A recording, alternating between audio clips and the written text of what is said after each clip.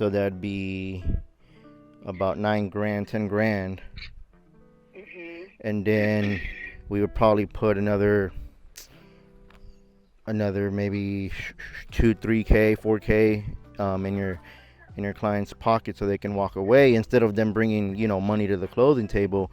Um, so I don't know if that's something that y'all would consider or. Well, so that would be something that you would really have to draw up Uh huh.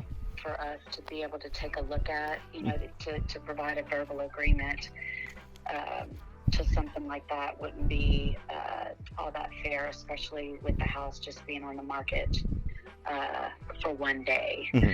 Um, but I do know it does take time for foreclosure to go through. So if they can sell it prior to, Hmm. they're going to have to get everything paid off. So I just don't know. Yeah. Because our offer would be obviously your commission, the 8 grand that it's behind, and then whatever we put in the client's pocket. So it'd be all of that. So they'd be caught up. They'd be in the eyes of the bank. They're in good standing, and then we just continue the payments as is. Right now. So everything would be caught up.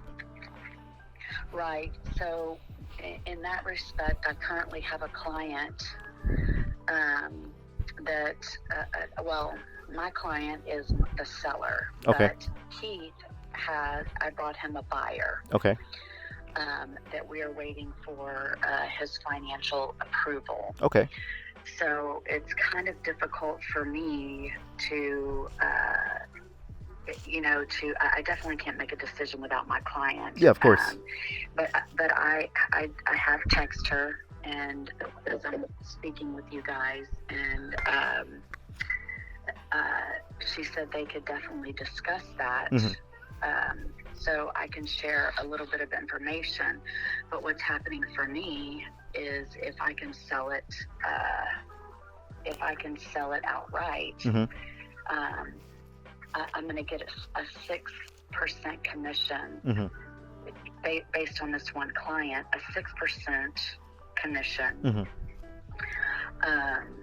with me having to pay my broker my fees on the 6% plus Hmm. an additional fee because he did the work for the client. Okay. And so the 3% would need to be discussed and negotiated. That may be a quicker route, so Hmm. therefore I'd like to discuss that commission a little differently. Okay. Does that make sense? Yeah, it makes sense. So, so if you want to, they're not opposed. Hmm. So if you want to prepare something, um, their interest rate right now is, let's see if it's on here, 6.125. 6.1. Okay, so it's on the high side.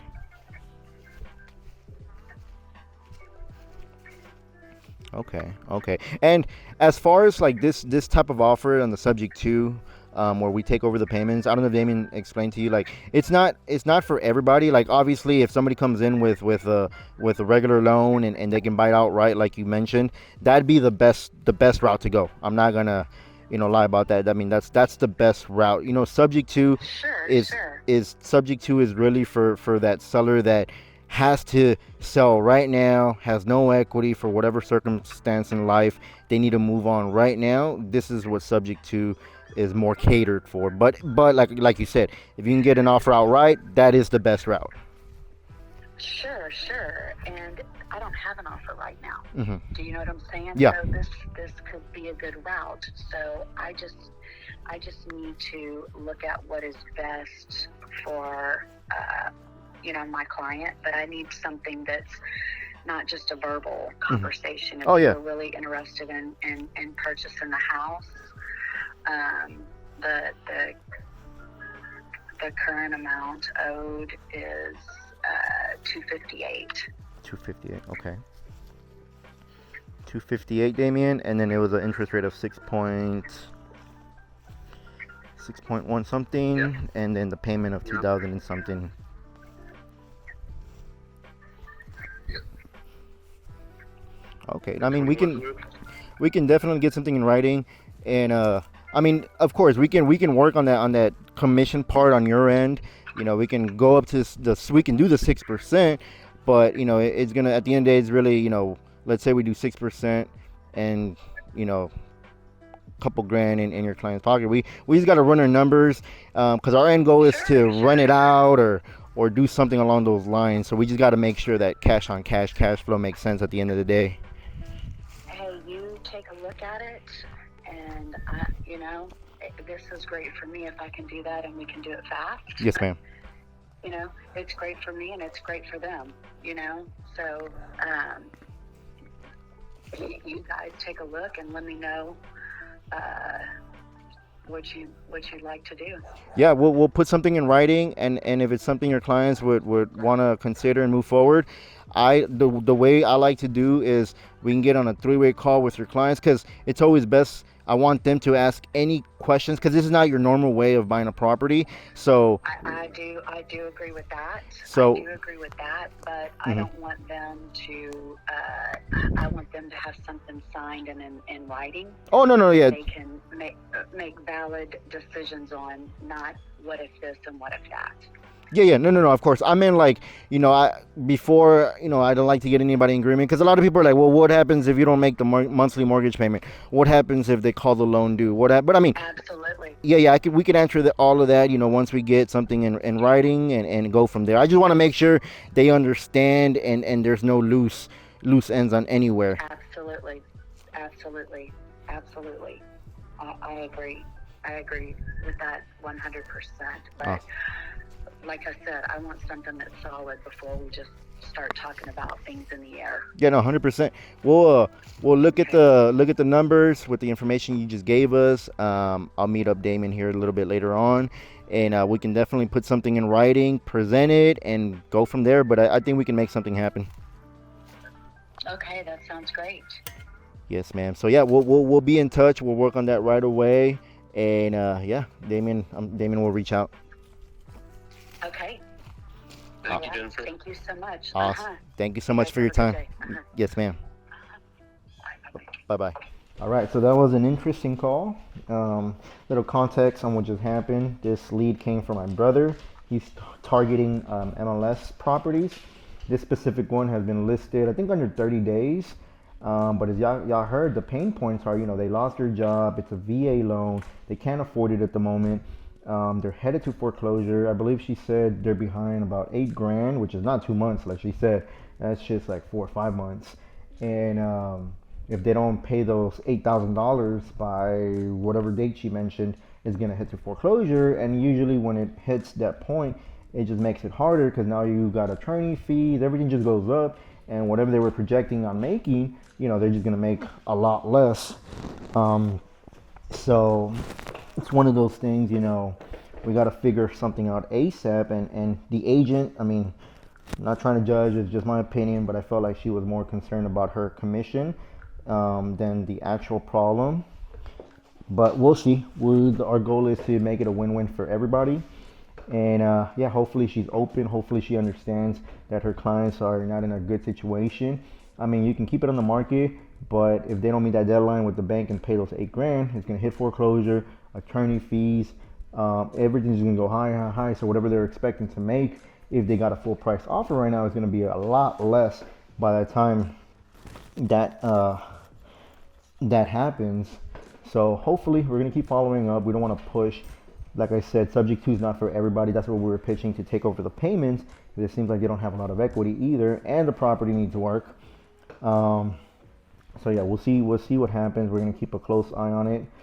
And yeah, so right now we're getting ready to go to my brother's. We're gonna go pick up some shit, and then we're gonna go hoop at the gym. We're gonna go play some basketball, which is why I'm changing. But yeah, let me show y'all my dogs real quick. Come here, Molly. Come here, girl. Come here. Okay, no, you don't give a fuck. Come here, Tess. Come here. Nope, you don't give a shit. This is Damien. I have my brother here, Fabian, on the line. Fabian? Okay, Hey, Rita, how you doing? good. How are you? Pretty good on yourself? Good. Thank you. So what's going on? I know. Are y'all working with Daisy? What is y'all's plan so far? What are y'all thinking? Well, my brother was the one. I think he saw it through the MLS. He reached out to your agent, and she kind of told us a little bit of the backstory on what's going on and whatnot. And I think she just told Damien like, hey, call her directly and see what y'all can do. What we had told her, we're like, we analyzed the deal, we analyzed all the numbers that she provided, and I wanted to ask before I get into all that, like, what I know y'all bought it in 2022, right? Yes, last year. And then I saw on the MLS that y'all listed it like 4 months later, and then it stayed listed. Like, what happened there? What's the story there? Yeah, so we listed it, and then we've gone under contract twice, Uh-huh. and then went back on the market. Okay. And the reason why the first one backed out was because they were doing a investor loan, Uh-huh. and the numbers didn't work for them, so Gotcha. they backed out. And the second one was because they wanted to get more money deducted and more things fixed in the house. We weren't willing to negotiate that anymore, so everyone we just called it over. Got you. But yeah, we're just pretty much, we've been breaking, not even, we're negative every month just because of the high interest rate. I bought it as an investor property, Mm-hmm. and with my mom's money, so we're both invested into it. But at this point, we really just want to get out of that. Okay. And I did see, I did run the numbers on the Airbnb and all that, and I did notice, it's on the negative. What is it, like about 500 plus negative with expenses and everything? What, monthly? Yeah, after your Airbnb reservations and everything. Yes, about 3 to 5. Okay, that's It's not bad. And it could be lower. However, like I said, the only reason we have a high mortgage is because we have that high interest rate, and I bought it because it was like a owner to financing. I wasn't able to get approved for regular loans at that time. Okay. So I just said, fuck it, whatever. It was my first investment property. I was kind of rushing it. It was a mistake. I learned. You live and you learn. Yeah, and so I realized I shouldn't have done that. I thought the Airbnb was going to make a lot more money, and it didn't. It probably would have worked with a lower interest rate or anybody else who buys it, but just for me, it's just killing me because of the high 9% interest rate. Yeah, and you aren't able to refinance it and get a. I guess, I mean, the rates are still high right now, like 6.7s, but you're not able to. That is my plan B. However, I'm working on getting my taxes all fixed up so that I could try to go that route if I need to. Okay. But I really just want to get rid of the problem because I'm focusing on other stuff, and I don't want to have to deal with the Airbnb managing and things go wrong, things are breaking or something they fix, Gotcha. And then this loan, this 9% loan, and you said it's an investment loan. Like, is it a hard money loan, or what do you mean by? No, at first it was like about the owner financed it with the builders. Okay, got you. So we put 20% down. Got and then you. they made it into a conventional loan. So it's a conventional loan. 30 years. Just with a high interest, yes. Okay. Fixed. Got you. And I mean, it could probably work better numbers for you guys if y'all are able to get even to the rates that are now, 6 to 7. It'll.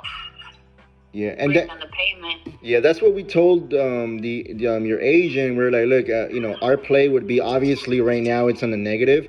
We really don't. We buy properties. Obviously we want cash flowing properties. Something like this, we gotta see what we can fix here and there. Maybe, I don't know if you're a super host on Airbnb. Sometimes adding it as a super host, you get a lot more reservations. Maybe, with the maintenance and whatnot, we can come in, maybe get it cheaper. So there's little things we can maybe do, but our long-term play would be probably to refinance it. But for now, like I told your agent on my list, we can probably offer it, just take over the payments, put, something in your pocket, put something in your agent's pocket, and then we take this negative asset off of your hands, and then we'll just continue the payments on your behalf. Okay, with that being said, does everything will be off my name? No. So, and that's what I told your agent. This route, what we call subject to. Are you familiar with subject to? I am somewhat. I haven't worked with it yet. Okay, so this is not for everybody. I don't recommend this to anybody unless it's needed. So subject to is meant for, there's really, you put it on the market, nobody's coming in, cash offers aren't working, and you just need to sell the property. Going the subject to route, obviously the loan stays in place, but title and everything closes just like a regular closing. Everything stays in place. However, you just take over and you get the paint. You make the payments, right? Yeah, all the lender's gonna see is, okay, Yaritza's still making the payments, and the risk we run is if they call the loan due. So let's say that I want to sell. How would we go? Or you want to sell? How do we go about that? I have nothing to do with that. No. When we sell, because the mortgage and the title, the deed of trust are two separate things. So whenever we close, let's say hypothetically we get it, we do a deal, we close on it. Um, Title goes to us, we get power of attorney, we get everything. So at the day of selling, when we want to sell, we don't really need you no more, just because everything's in our name except the loan. Except the loan. Correct. So the loan gets paid off once it gets sold. Correct. And I can't, they ask me, so how long is the loan going to stay in my name and whatnot? And I'll be honest, we don't like giving a timeline, because I don't want to say, hey, Yaritza, it's going to take me, next year, 2 years. And if it doesn't happen, you're going to be pissed off at me. So I'd rather say we leave it for the entirety of the loan like it is right now. But maybe next year when the rates drop, I can refinance. Or maybe in the next 3-6 months, I find a better lender, I can refinance. But I don't like making a promise saying I can do it at a certain time. I gotcha. Okay. And with the taking over of the payments, what about the Airbnb stuff or account? How would that work? I would have to, because I'm talking to a buddy. He's a super host in Airbnb, so I want to see if it's something he can add to his network, or I don't know if maybe keep it in your net. I want to talk to him. He's more familiar on that side of everything, so I want to see what he says on that end. I got you. So, I guess pretty much all I would have to do is I could cancel on my end, like if I'm putting the Airbnb hosting, and it can go to the next person, or I can continue managing them if that helps. Mm-hmm. No, I'd rather just be out of it completely. Yeah. I would just cancel all of them and then switch them over to you as a new owner, and they can reserve through you or whoever has them. Yeah, that'd be best, and I think that's what my buddy would prefer to do, because we bought one in Galveston, and it was an Airbnb already, and we just switched over to his account because he's a super host, and he has his everything automated, so he knows everything on that end. Yeah, that's what I have too, and I have mine. I'm a super host too, and I have the little diamond where it's like fully booked. Oh, nice. Yeah. And I had everything automated as well, but it's just like I said, I'm focusing on my other businesses, which I'm doing insurance and other stuff. So, and moving to Miami as well. So cool. I want to get rid of the problem, and I made any little cash that we could possibly get from my mom. That would also be great. So if we can possibly make this work, I'm about to have lunch with her. And talk about her with this deal. She just didn't want to lose, everything we had already put into it since there's equity in it. Mm-hmm. Yeah, no, 100%. How fast if we decide to go this route, would we be able to make the changes? I mean, we can close pretty fast. I mean, we'll use a title company and make everything, close everything correctly. Just a matter of days, title commitment and all of that stuff. I just really want to talk to my friend, one, about the Airbnb stuff, and two, I mean, I know you guys. I know you and your mother. Put 20% down and whatnot. What are y'all looking for to walk away? Because I'll be honest, I did the numbers, and the realtor was like, oh, they're trying to walk away with 20, 30. I'm like, look, that's not gonna happen, because I'm going into something negative. Like, I'm hoping it works. Right. So I don't know if y'all had. We offered about $5,000 in your guys' pockets, and maybe pay your realtor off another $5,000. But then, even that is a lot, because it's it's $10,000 of a risk for us. Hopefully, we can turn around and do something with it. Yeah, and you can. We could also make it better. Like I said, we just don't have any more money to keep putting into it. Gotcha. You fix a little bit of the inside of the patio, make it look nicer. Maybe charge down the prices per night, or the cleaning. I don't know. There's other things we could definitely alter and fix. We just don't have more money to keep putting into it. Yeah, no. That's the thing for us. So, I mean, let me talk with her. I think even 5 would be even good for y'all to just take it off her hands. I know it is a lot, yeah. Let me talk with them and then throw me out a number. But at least we have about 20% in. The balance owed on the house is $230, and it's worth. We had an appraisal done when we had both contracts done, which is worth $289. Okay. Okay. And we had about 40-50 in net, so. Okay. But if y'all could take it over hands like that, then that we could possibly make it work. Okay. And as far as I mean, obviously the property's furnished. What are y'all taking? What's staying? What I mean, what? So that would depend. Would y'all want it furnished? Possibly, right, to take it over, or what do you? We were trying to sell it furnished. Uh-huh. But it would be something negotiable. It just there's little pieces in there that are my mom, so she can exclude. Yeah, of course. Of course. And you know, like I told you, Richard, like I hate, you know, I don't want to like insult with our numbers or anything. We just go based on, you know, what the numbers are on, you know, and you know, it's not making money right now. So, you know, hopefully you understand that our offer is, you know, I don't mean any kind of, you know, insult. It's just, you know, based on numbers. No, I get it, and it would possibly definitely work once y'all refinance, and I'm sure you're trying to wait a little bit longer for the rates to drop. But Yeah, if that'd be anything, you're just doing me a favor because you're taking care of the stress of what I have to make monthly, you know, on top of. Yes, ma'am. So let me know when you decide when you talk with him. If it's better for the furniture, I'll talk with mom to see if we could possibly just transfer over everything, or maybe add on top of maybe a little extra $1,000 for the furniture or something like that. Okay. Yeah. Awesome. So then, when do you think you can get back with me, and then, or you want me to get back with you first? Talk to her. What's it go? Can you send Damien, whether through email or through text, a copy if you have a monthly mortgage statement? You can cross out account numbers and all that. We just need to confirm interest rates and loan terms and all that.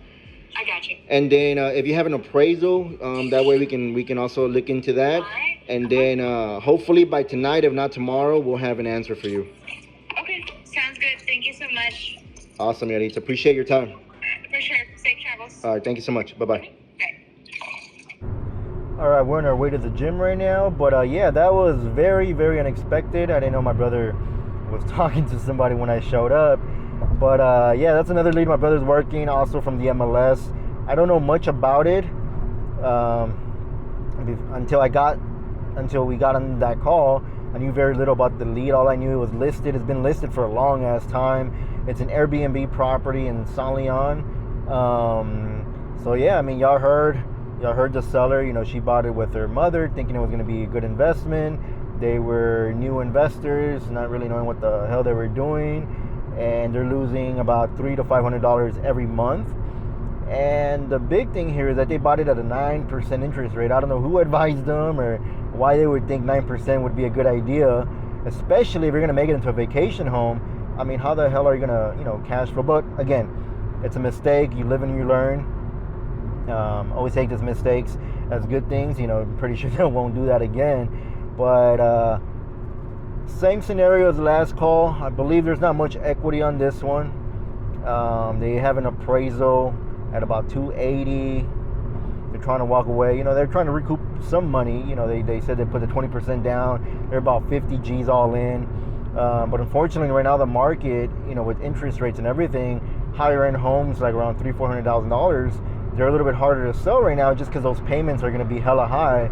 So like I told her, it's just a matter of us crunching the numbers, looking at the log for the Airbnb reservations, seeing what we can move around, seeing if there's anything we can eliminate so we can make it cash flow. Even if we cash flow $100 or $50, or even break even and make that monthly mortgage payment, that's good enough. But like I told her, you know, the most we can probably offer her is about $5,000 in her pocket, $5,000 in her agent's pocket, and keep the loan in place and just continue the payments on their behalf. So yeah, I think that's the best route on this one. Like I told her, subject to is not for everybody. So somebody coming in and just buying it outright, whether it's cash, FHA, conventional, that'd be their best route to kind of just get this over with. But I mean, if they're losing money every month and they don't sell it, at some point they got to make some kind of decision. So that's why we're just going to keep following up with this one. Hopefully they sell it. We never want them, you know, to, oh yeah, they didn't sell it, to go our route. We always hope for the best for the sellers. But yeah, we'll keep you updated on this one as well. So yeah, we're about to get to the gym. Hopefully we don't get crossed up. Got this old guy. I think I still got it. I think I can still play. But yeah, we'll touch base again and we'll go from there. Appreciate you guys.